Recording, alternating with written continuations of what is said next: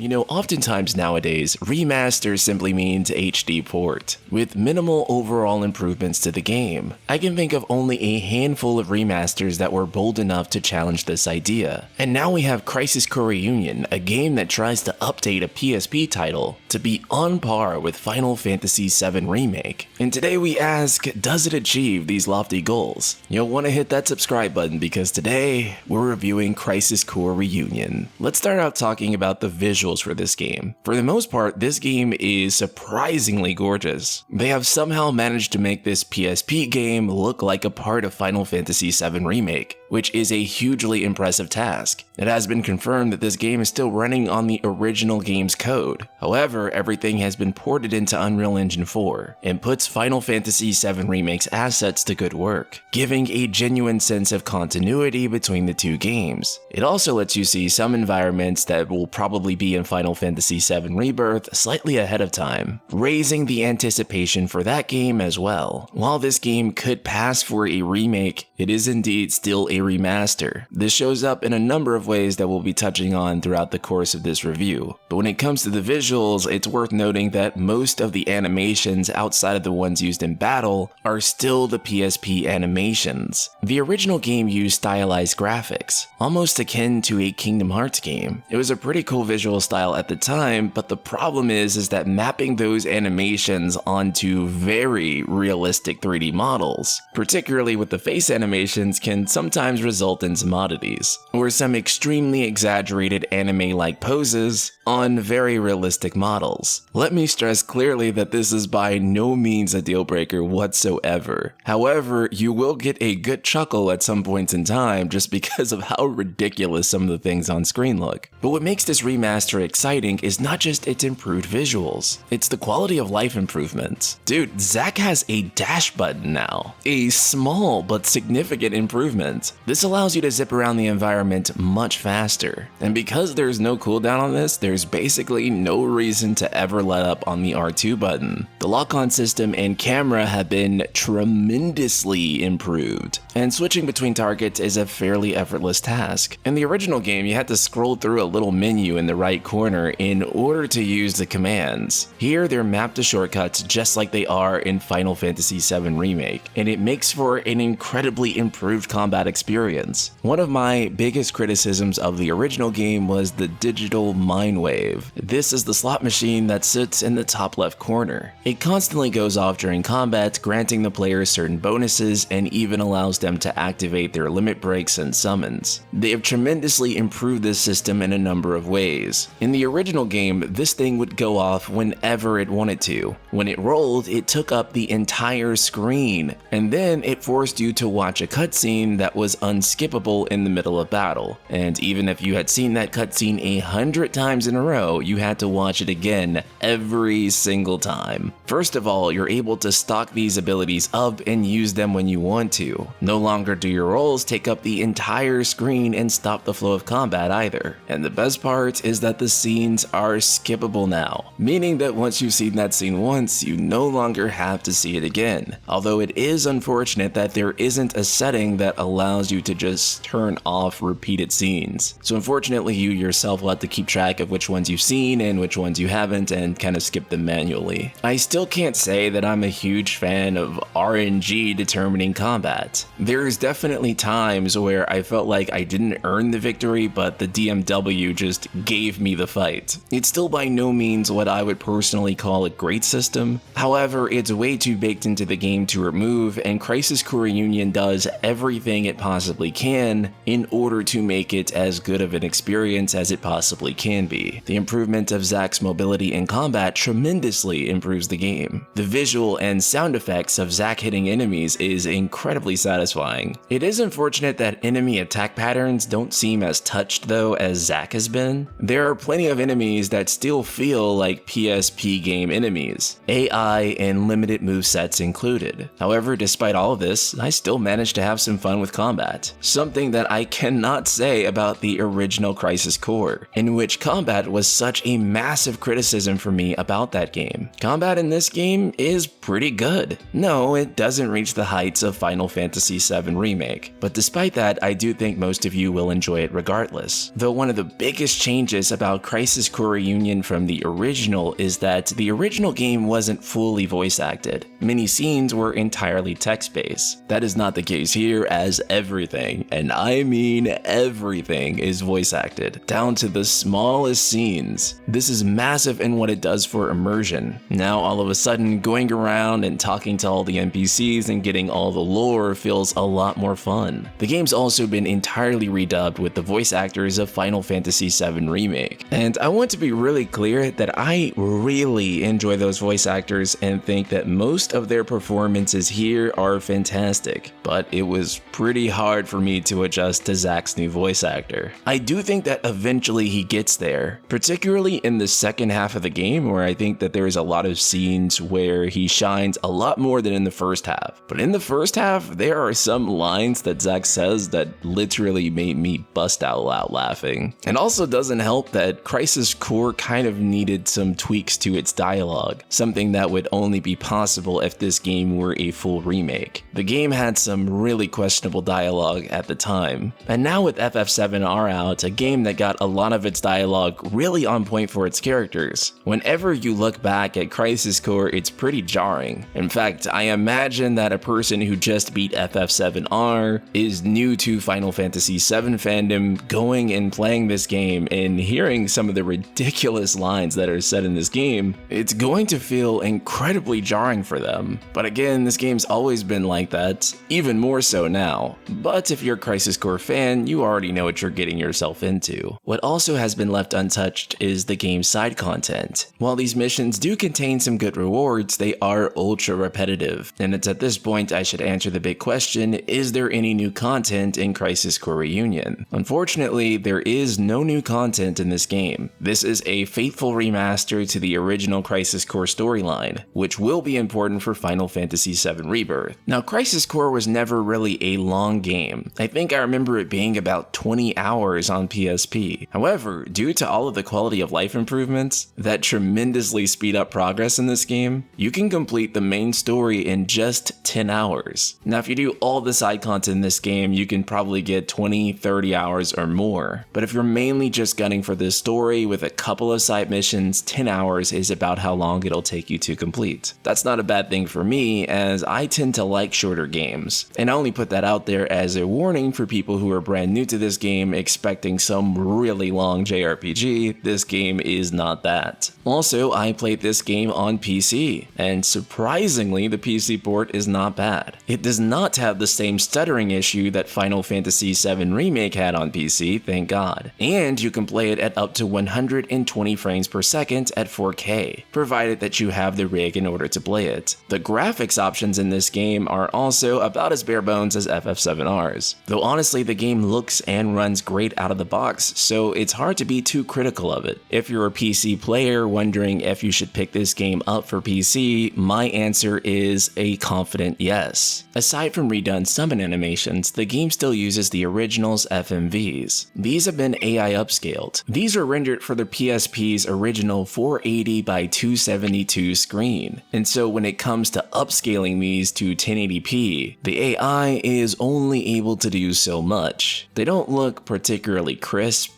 but honestly, it's good enough. Crisis Core Reunion is one of the most impressive remasters I've seen next to Xenoblade Definitive Edition and Nier Replicant 1.22. It is superior to the original PSP version in every possible way. And other than nostalgia or preferring the original stylized graphics, I really can't think of any reason to prefer that version. It's also so thorough of an upgrade that you'll find yourself enjoying this one significantly more than the original game. No, I'm still not a fan of much of the story or dialogue in this game. It's still incredibly wonky, and it feels even more so after the release of Final Fantasy VII Remake. However, I do think that most people will really enjoy this game, as the original PSP title was beloved by millions, and this remaster absolutely does that game justice, and creates the best possible version of Crisis Core that could be made. I give Crisis Core Reunion a biscuit out of gravy.